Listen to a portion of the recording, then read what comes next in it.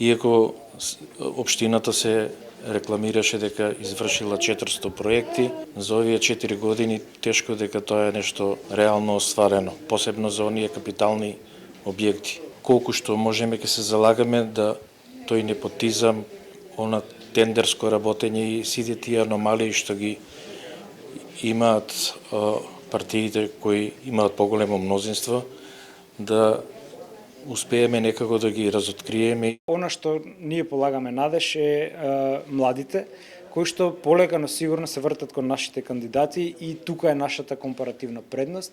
Очекуваме, како што кажав, историски скор и конкретно во Велес очекуваме и да го појачаме бројот на советници кои што до сега беа тројца, ќе влезат можеби и повеќе.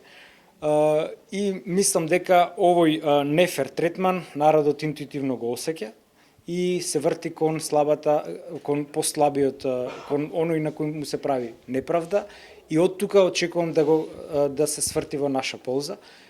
Иако правните механизми кои ни стојат на располагање веќе ги исцрпивме, Уставниот суд спие, Основниот граѓански суд се прогласува за ненадлежен, Управниот суд исто така, Комисијата за спречување дискриминација дава само мислења, нема екзекутивна моќ, така што овие избори ќе отидат низ вода практично за нас.